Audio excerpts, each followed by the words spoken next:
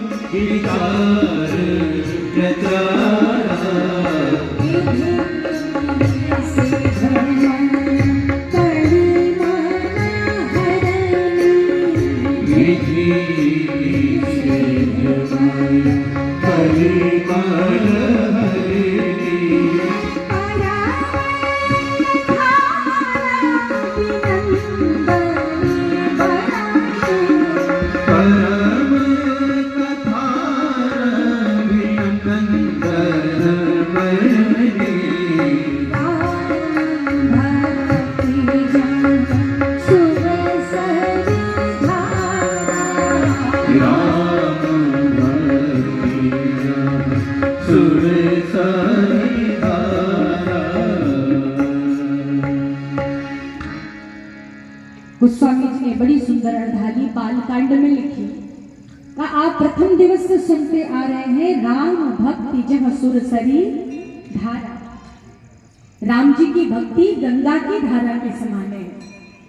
जैसे गंगा सबको पतित पावन करती है, वैसे ही राम जी की भक्ति पतित पावन है, हमें भी पावन करती है। और कहा जैसे गंगा सर्वसुलभ है, वैसे राम जी की भक्ति भी सरल है, सर्वसुलभ है। कृष्ण कहना कठिन है, राम कहना सबसे सरल है। और जैसे गंगा स्वर्ग को छोड़ के इस धरा पे क्यों आई, तो कहा लोगों के भला करने के लिए, अर्थात सबको पावन करने के लिए।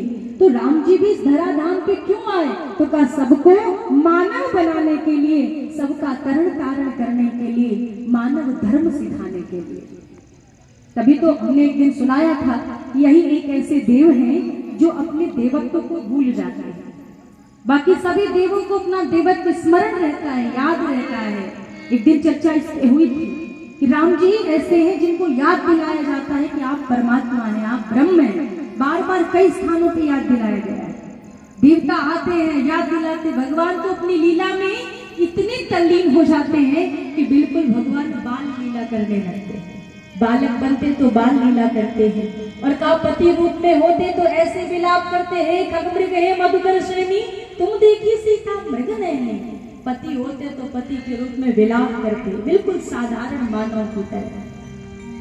इसलिए कहते राम जी ऐसे परमात्मा है जो अपने देवत्व को भूल जाते हैं, साधारण मानव की भांति। लाला देखा है क्या जो 10 फुट 11 फुट का हो? तो भगवान ने कहा फिर क्या करूं? तो कहा अगर ऐसे बने रहोगे तो केवल स्तुति करूंगी। हाथ जोड़ के स्तुति करने लगे। मम उर्सुवासी यह उपहासी सुनत धीर मति धीर। ध्यान देना, आज स्तुति करने लगी। भगवान ने कहा मैया आपने तो लाला के रूप में मांगा था, और कोई अपने लाला की स्तुति करता है? मैया ने कहा लाला भी क्या कहीं ऐसा होता है? अरे तो आप 10 फुट से 1 फुट के हो जाओ, और भगवान 1 फुट के बन गए। अब कहा मैया आप ठीक है, मुस्कुराना शुरू कर दिए, 4 भुजाओं को ले लिए। मैया ने कहा ऐसा लाला किसको दिखाऊंगी जो पैदा होते ही मुस्कुराते रहे, जो जन्म लेते ही मुस्काए, जो जन्म लेते ही 4 भुजाओं के साथ में आए। ऐसा विचित्र लाला किसको दिखाऊंगी? तो कहा फिर कैसे हो जाए? तो कहा 2 भुजाओं वाले हो जाए, और कहा 2 भुजाओं के साथ में रोना शुरू करिए, हंसिए नहीं। कहा क्यों? कोई कारण हो रोने का तब तो रो। कहा रोने का कारण होना चाहिए ना, तो किस कारण से रो? मैया ने कहा ये बताएं, आप हमें इस धरा धाम पे भेजते हैं तो क्या कोई कारण होता है रोने का? जन्म लेते ही हमें कहते हैं कि रो, तो हम कैसे रो? हम रोते हैं ना, तो जैसे हमें भेजते हैं और हमें रुलाते हैं वैसे आपको भी रोना पड़ेगा। और आज भगवान ने जब ये सुना तो सुनी बचन सुजाना। मेरी मैया ने कहा है कि मैं थोड़ा बहुत नहीं रोऊंगा, मेरे भक्तों ने जितना रोया है उन सबका रोना एक साथ लेके रोदन ठाना हुए बालक सुरभूपा। आज बालक रूप में हो गए भगवान, तो बालक रूप में हो गए और रोना शुरू कर दिया। इतना रो रहे हैं, भगवान की बड़ी सुंदर लीला चल रही है। और इस लीला के बीच में धीरे धीरे समय व्यतीत हो रहा है। हुआ क्या, एक दिन भगवान शंकर आए। शंकर भगवान कहते और एक कहूं निज चोरी। तो सभी लोग प्रेम से कहेंगे ध्यान देना, भगवान शंकर का पदार्पण हुआ। भगवान शंकर कहते मैया पार्वती से और एक कहूं निज चोरी, और एक कहूं निज चोरी, सुनो गिर जाए दृढ़ मति तोरी, सुनो गिर जाए दृढ़ मति तोरी, सुनो गिर जाए दृढ़ मति तोरी, सुनो गिर जाए दृढ़ मति तोरी। आज भगवान ने कहा वो अपनी चोरी सुना। लोगों ने कहा प्रभु आप भी चोरी करते हैं? कहा बिल्कुल करते हैं। कहा आप चोरी किस चीज का करते हैं? अच्छा ध्यान देना, और एक अर्थात इससे पहले भी एक चोरी हो चुकी है। लोगों ने कहा इसके पहले भी एक चोरी हो चुकी है। कहा कब किसने चोरी की? तो कहा मास दिवस कर दिवस मन मन जानई को, तो रख समेत तो निशा खबर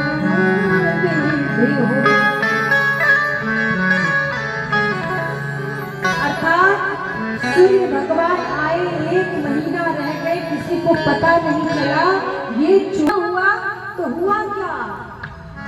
आज मानो दिन में ही संध्या का भान होने लगा, दिन में ही संध्या का भान होने लगा। दोपहरी का समय है तो भी संध्या लग रही है। क्यों? क्योंकि चंद्रमा भी है और सूर्य भी है। चंद्रमा आते रात करने के लिए और सूर्य दिवस कर रहे हैं। तो रात और दिन जिस समय मिलते हैं वो समय होता है संध्या काल। तो मानो आज चंद्रमा और सूर्य दोनों एक साथ मिले हैं और आज संध्या काल बन गया है। एक तो भाव ये है और दूसरा भाव कहते आज अयोध्या में लग रहा है संध्या काल। क्यों? क्योंकि इतने अबीर गुलाल उड़ाए जा रहे हैं, इतनी अयोध्या में भीड़ मची हुई है। तो जहाँ भीड़ होती है ना तो चरणों से धूल मिलते हैं। तो चरणों के धूल अबीर गुलाल और कहते हर घर में हवन हो रहा है। तो जब हवन के धुएं निकले और चरणों के धूल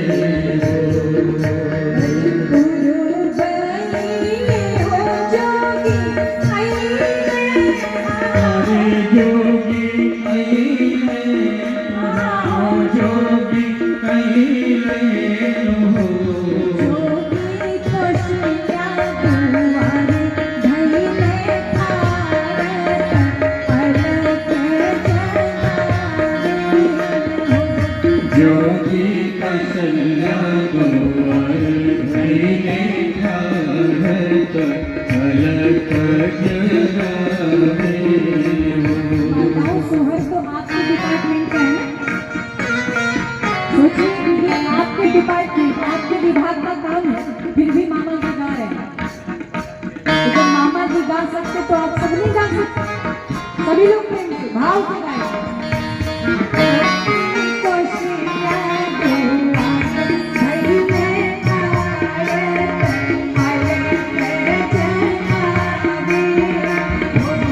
योगी कौशल्या कुंवर भइले भारत अलख जगावे।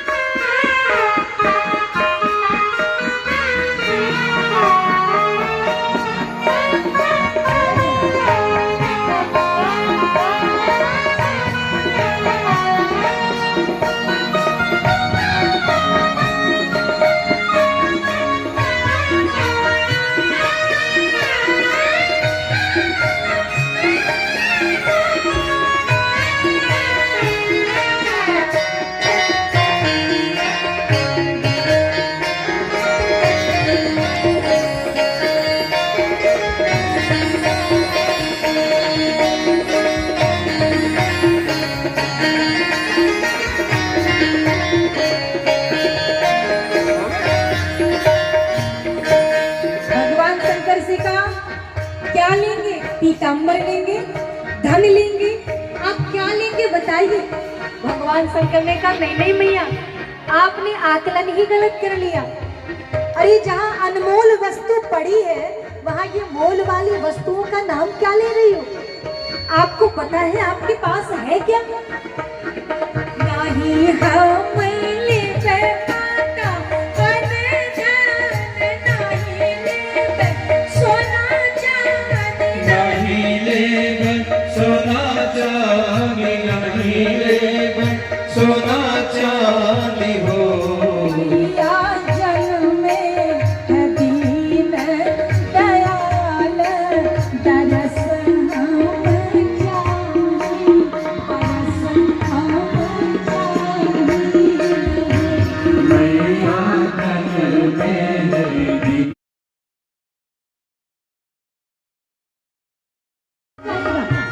का स्वरूप कैसा है भगवान का? आप सभी भोलेनाथ के स्वरूप का दर्शन करें, कैसे लग रहे भगवान।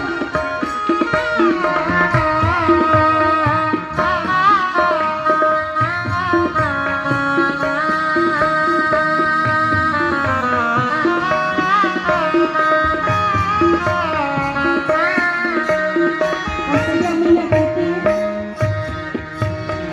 अरे अरुण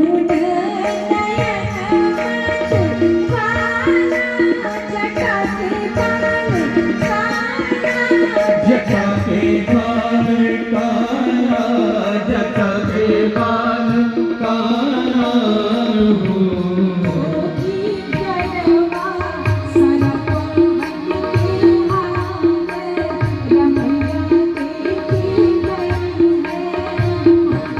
जोगी करवा सरपवन के हार, रमैया देखी गई हो।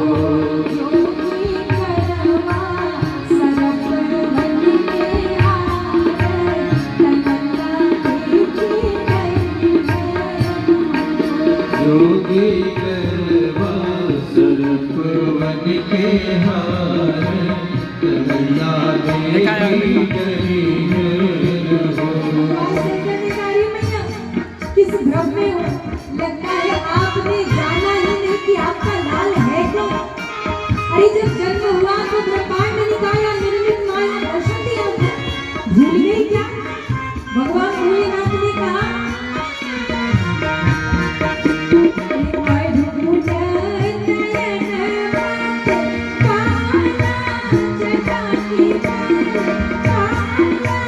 जटा के बाल काला, जटा के बाल काला हो।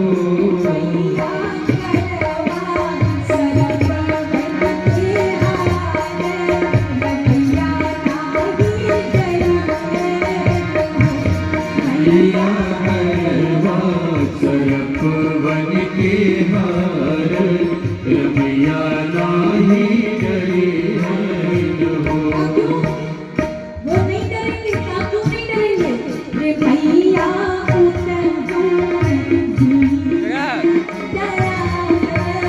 सकल जग स्वामी, मैया होए दीन दयाल, जगत जग स्वामी हो।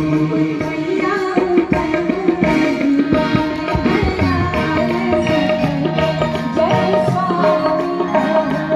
मैया होए दीन दयाल, जगत जग स्वामी हो।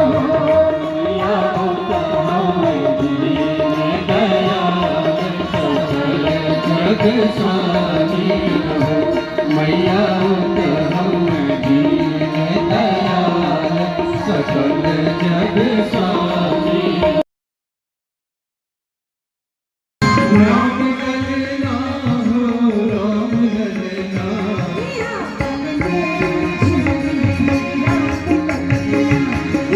पलने झूले राम ललना।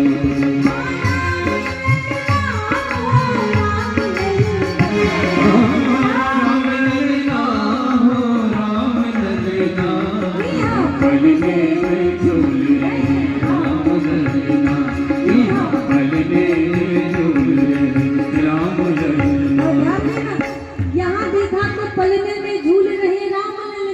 और दौड़े दौड़े गई तो वहां, अरे वहां